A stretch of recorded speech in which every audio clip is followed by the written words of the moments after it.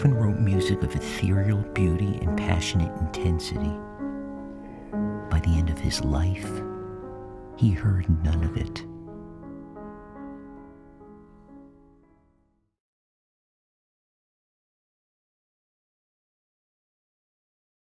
But in his mind's ear, he heard a torrent.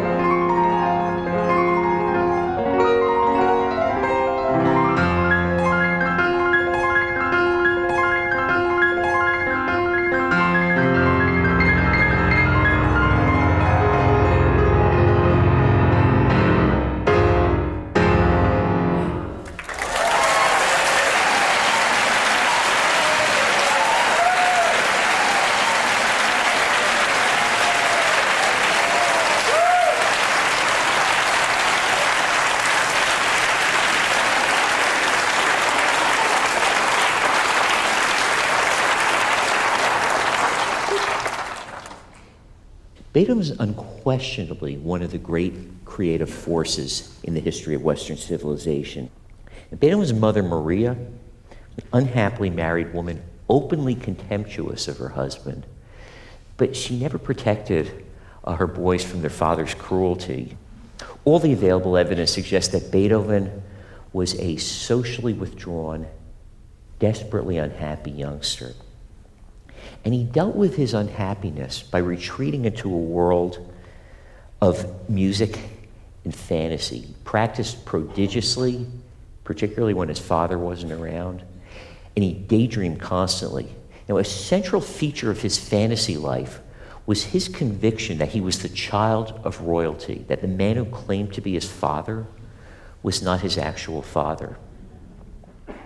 This so-called family romance delusion, the belief on the part of a child that he or she is the offspring of more glamorous parents than the actual parents, it's pretty common amongst children. During this era, artists were completely dependent upon the aristocracy for patronage. And Beethoven, because of his charisma and his talent, he had no problems attracting support from members of the nobility. But he was utterly incapable of being deferential or even appropriately respectful. He ended a relationship with his most generous patron, Prince Lichnowsky, when in the midst of an argument, he declared, "There are, have been, and will be thousands of princes. There is only one Beethoven." He was in his late 20s when he noticed signs of hearing loss, and he panicked. Hearing continued to deteriorate. He came to the conclusion that the progression of hearing loss would be inexorable and permanent. And he set down some of his thoughts about this in a letter that he wrote to his brothers, a letter that's been passed down through the generations, and it's known now as Beethoven's Heiligenstadt Testament. "O you men who say or think that I am malevolent, stubborn, or misanthropic, how greatly do you wrong me. You do not know the secret cause which makes me seem that way to you. For years now, I have been hopelessly afflicted, finally compelled to face the prospect of a lasting malady. I was born with a fiery, active temperament, but I was soon compelled to withdraw myself, to live life alone. If at times I tried to forget all this, oh, how harshly was I flung back by the doubly sad experience of my bad hearing. It was impossible for me to say to people, 'Speak louder, Shout, for I am deaf. How could I possibly admit an infirmity in the one sense that ought to be more perfect in me than in others, a sense which I once possessed in the highest perfection? My misfortune is doubly painful to me because I am bound to be misunderstood. I must live alone, like one who has been banished. If I approach near to people, I fear being exposed to the danger that my condition might be noticed. What a humiliation for me when someone standing next to me heard a flute in the distance, and I heard nothing. Or when someone heard a shepherd singing, and again I heard nothing. Such experience has brought me close to despair. A little more of that, and I would have been at the point of ending my life. The only thing that held me back was my art. Oh, it seemed to be impossible to leave the world until I had produced all the works that I felt the urge to compose. So I endured this wretched existence.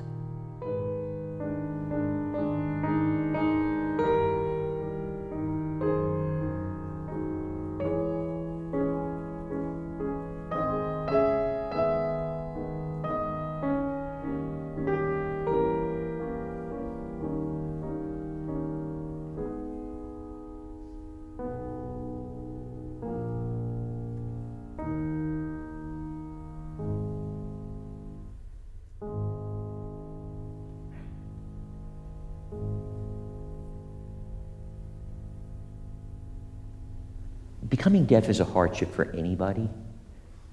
For a musician, it is catastrophic. So it's understandable that he would contemplate ending his life. But as you heard there in the Hagenstadt Testament, he made the decision that he was going to hold off on his suicidal impulses through a determination to fulfill his artistic destiny. And in a development that's almost too extraordinary to describe, deafness actually made Beethoven become a much greater composer. Part of what happened was that it kind of eliminated a number of competing distractions. His career as a pianist was over. Lost a large portion of his social life. He became much more isolated. But once he was locked inside the silent world of his imagination, he was no longer hearing music of his contemporaries like Haydn. So he was less under the influence of prevailing traditions. He was free to imagine forms, conjure up sounds that were unlike anything that had previously been created.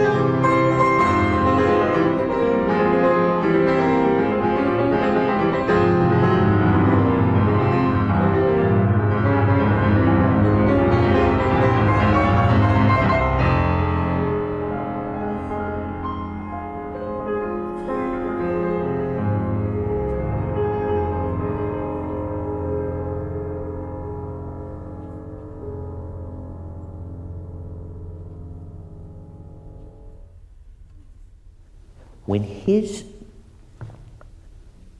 younger brother, Caspar Karl, died, Caspar Karl left very careful instructions that he wanted his 9-year-old son, Karl, to be raised jointly by his widow, Johanna, and his brother, Ludwig. Beethoven immediately set out to gain exclusive guardianship of this kid. He called it his holy cause. He started spreading malicious rumors about Johanna, just insisting that she was an unfit mother, said that she was a prostitute, claimed that she poisoned her husband, that's why he died. There was no basis in reality of any of this. Beethoven always had an aggressive streak in his personality. For many years, he was able to channel this aggression into the creation of forceful, powerful music. But during this guardianship struggle, he was largely blocked creatively, and so I think his aggressive and paranoid tendencies, they were no longer being sublimated into the creation of musical masterpieces. I think they really just degenerated into delusional thinking and psychotic behavior. He insisted, well, he claimed, without any evidence, that Johanna was spying on him. He insisted that he was the actual biological father of this child. Now, the whole question about whether Beethoven was mentally ill, I think for many, there's something about him, the combination of his wild and unruly appearance, his violent rages, his volatile moods, his eccentric behavior, his turbulent music. For many, Beethoven is the quintessential example of the mad genius or the tortured artist. In terms of whether he was actually mentally ill, I mean, he was clearly overtly psychotic during this guardianship struggle. There's a strong history of mental illness on both sides of his family. Alcoholism on his father's side, depression and insanity on his mother's side. What I feel like I could say with confidence is that Beethoven was capable of portraying both elation and melancholy in musical terms, as well as anybody who ever lived. Beethoven, by all accounts, was a horrible father. He was alternately cruel and neglectful, kind of like his own parents. This kid had not one trace of musical talent, which was an unending source of frustration for Beethoven. But once he got guardianship of this kid, whatever was holding him back creatively just ended. Well, the creative dams just burst open, and it kind of ushered in the glorious final phase of his career. Now, the music of late Beethoven is considerably more personal, intimate, communicative than anything he wrote earlier. He more or less abandons the heroic style in favor of more kind of lyrical and expressive urgency. He is completely deaf by this point. He's almost totally isolated except for a relationship with Karl and with a series of housekeepers that he would alternately fire and then replace. You get the feeling that the music he was writing at the end of his life was a way of establishing some kind of intimacy or connection to the rest of the world, which was otherwise unattainable in his life. He was constantly thinking lofty, universal thoughts, trying to reflect on how he could utilize his own personal experiences to help shape mankind. And the culmination of this effort was in the Ninth Symphony, the final movement, in which he did a musical setting of the Friedrich Schiller poem Ode to Joy. And he describes in musical terms a kingdom of heaven on earth, a universal brotherhood of man. I think in his last years, the rage that so consumed him when he was younger became much more muted. He reconciled, he made peace with his former enemies, including Johanna. The same year that he wrote this Opus 132 string quartet, his nephew Karl, who's now 19 years old, ran away from home, made a serious suicide attempt, took a pistol, shot himself in the head. He survived. He got only a glancing wound to his skull. At which point Beethoven said, gee, maybe this boy should be spending a little more time with his mother.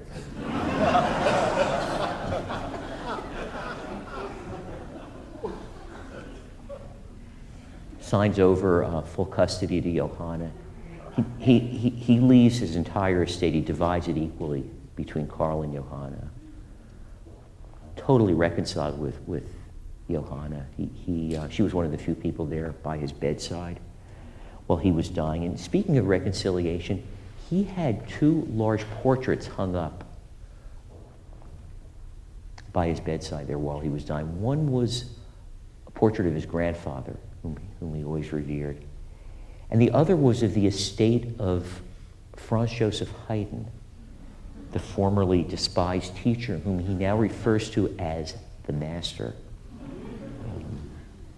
He had a premonition of his own death. The last rites were administered. He said his last words, the Latin phrase, plaudite amici, commedia finita est, which translates to applaud my friends, the comedy is over.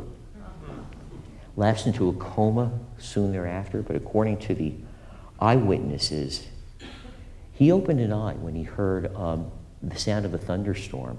In one final gesture of defiance, he shook a fist at the heavens, and his arm dropped.